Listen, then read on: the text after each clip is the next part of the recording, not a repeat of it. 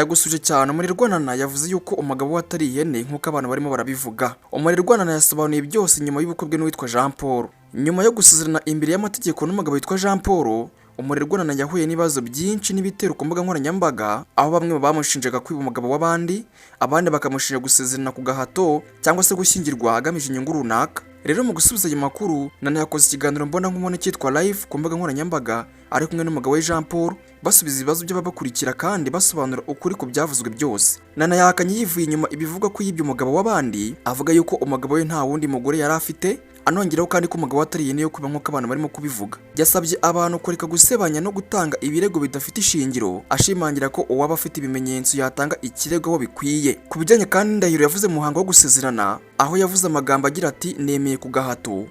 Yavuze ko yibeshye mu mvugo bitewe n'ubwoba bw'igitutu cy'uwo munsi, nyuma agahita akosora avuga Ndahiro nyagira ati nemeye nta gahato. Yongeye kandi guhakana amakuru yavugaga yuko yashatse umugabo agamije kubona visa, ashimangira ko umugabo atari mu diaspora nk'uko byari byaratangiye kuvugwa ku mbuga nkoranyambaga. Ku bavuga yuko Jean Paul yaba afite abana benshi, Nana yavuze yuko aya makuru adafite ishingiro, atangaza ko ari n'ubugeze kwandika yuko umugabo afite abana 68, ariko ibyo ngibyo bifata nk'ibinyoma bigamije kumusenyera no kumusebya. Abamushinze rero gusezerana yambaye impenure, Nana yavuze yuko wari umunsi wihariye kandi udasanzwe, bityo ko yari afite uburenganzira bwo kwambara imyambaro yabonaga yuko imubereye kandi munejeje, ko yashakaga ko uwo munsi uzamubera wo kwibuka mu mateka yose. Ku bijyanye kandi n'impamvu Ndahiro yasezeranyijwe mu Cyongereza, Nana yasobanuye ko umugabo azi kuvuga Ikinyarwanda ariko akaba atazi kugisoma no kucyandika, ariyo impamvu bahisemo gukoresha Icyongereza kugira ngo hatagira amakosa mu gusoma indahiro.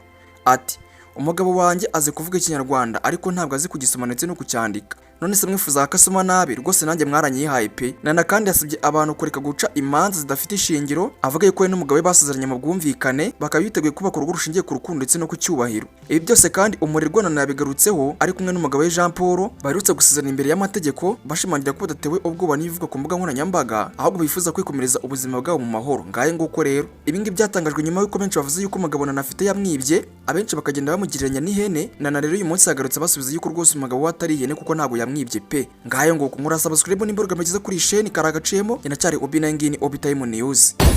Obi Time News.